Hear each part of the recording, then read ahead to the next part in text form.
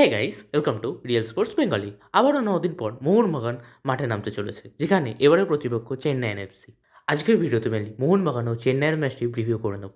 একদিকে যেমন মোহনবাগান তাদের প্রথম ম্যাচে কেরালাকে 2 গোলে হারিয়ে জয়ের সাথে আসছে, অপরদিকে তেমন চেন্নাইন এফসি তাদের প্রথম ম্যাচে মুম্বাইয়ের সাথে প্রীতম কোটালের করা অন গোলের সুবাদে হেরে আসছে। অর্থাৎ মোহনবাগান যেমন অন্য ম্যাচের মতো এই ম্যাচটা জয়ের জন্যই দেখবে, কেরালা চেষ্টা করবে যাতে কোনোভাবে ম্যাচটা থেকে 1 পয়েন্ট নিয়ে যাওয়া যায়। তার জন্য তারা মেনলি লো ব্লক ডিফেন্স নিয়েই খেলবে এবং মোহনবাগান প্লেয়ারদের খাতে এটাই সবথেকে বড় চ্যালেঞ্জ হবে, এই লো ব্লক ডিফেন্সটাকে ভাঙা এবং সেই ভেঙে সেখান থেকে গোল করা। প্রথমেই যদি মোহনবাগানের লাইন আপের দিকে দেখা যায়, তো মোহনবাগান হয়তো আগের দিনের মতো আজকে সেম লাইন আপ নিয়ে নামতে পারে, যেখানে গোলকিপার হিসাবে অবশ্যই খেলতে পারে বিশাল ক্যাথ, দুটো সেন্টার ব্যাকে অবশ্যই অ্যালবার্তো ও মেহতাবের জুটি।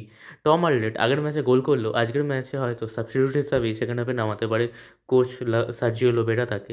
এবার দুটো সাইড ব্যাকে আমি একটি চেঞ্জ রাখছি এখানে, হয়তো এটা নাও হতে পারে, যেখানে আমি অভিষেক টেক্সাম সিংয়ের সঙ্গে আজকে আমায় রানোয়ারকে রাখছি।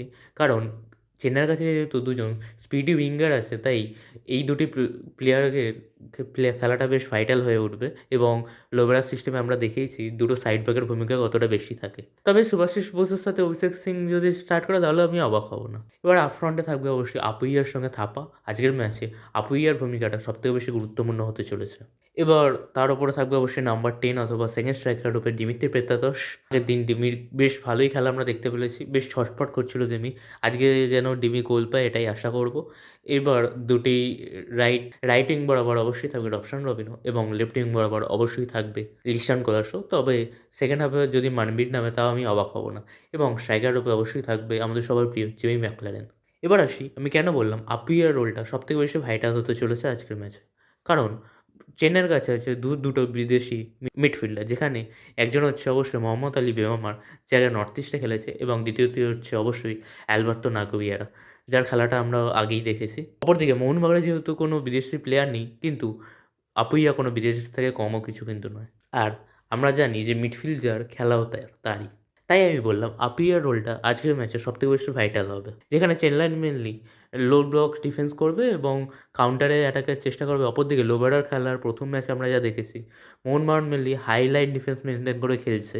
তাই কোনো সময় যদি কাউন্টার ক্রিয়েট হয়, সেক্ষেত্রে মোহনবাগানের প্রবলেম ক্রিয়েট হলেও হতে পারে, কারণ কেরালা তো আমাদের প্রথম ম্যাচে তেমন টেস্ট করতে পারিনি। অপরদিকে মোহনবাগানের কাছে সবথেকে বড় চ্যালেঞ্জ থাকবে এই লো ব্লক ডিফেন্স জাতীয় টিমদের ডিফেন্স ব্রেক করে কীভাবে গোল করা যায়, যেখানে আমরা হয়তো মোহনবাগানকে শুরু থেকেই আক্রমণাত্মক দেখব এবং চেন্নাইকে দেখব অবশ্যই প্রথম থেকেই ডিফেন্স করতে থাকছে আজকের ম্যাচ। এছাড়াও আজকের ম্যাচে যে দুজনের রোল ভাইটাল হবে সেটা হচ্ছে অবশ্যই রবশন রবিনো, অপরদিকে লিস্টন কোলাসো।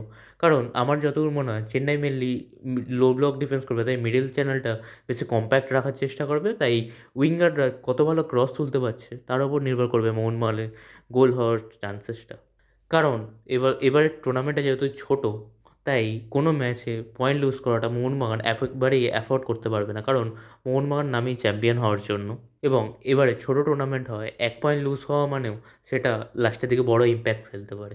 অপরদিকে আজকে হতে পারে দুটি কোচেরও লড়াই, যেখানে একদিকে আছে সার্জিও লোবেরা, অপরদিকে আছে মোহনবাগানেরই ex assistant coach Clifford Miranda.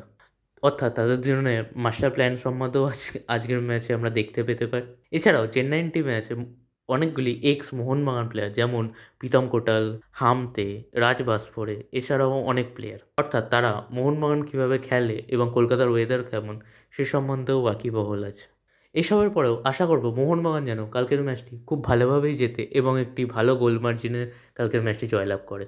অপরদিকে সেকেন্ড হাফে মোহনবাগানের আসা প্লেয়ারদেরও রোলও বেশ গুরুত্বপূর্ণ হবে, যেখানে সেকেন্ড হাফে আসবে সাহাল আব্দুল সামাদ, যার ওই 2023-এ চেন্নাইয়ের সাথে এই খেলাটা আমি এখনও ভুলতে পারি না। কী সুন্দর স্কিল দেখিয়েছিল সেই ম্যাচে সাহাল। এছাড়াও সেকেন্ড হাফে আসা কামিংসের রোলটাও ভাইটাল হবে। কামিংস আগের ম্যাচে গোল না করতে পেলেও এখন অবধি যে কটা ট্রেনিং সেশন হয়েছে সেখানে হাইয়েস্ট স্কোরার কিন্তু জেসন কামিংসই। তো আপনাদের কি মনে হয় মোহনবাগান কালকে কত গোলে জয়লাভ করতে চলেছে? অবশ্যই কমেন্টে জানান। আজকের ভিডিওটি ভালো লাগলে অবশ্যই ভিডিওটাকে একটি লাইক করে দেবেন এবং চ্যানেলটিকে সাবস্ক্রাইব করে দেবেন। টাটা।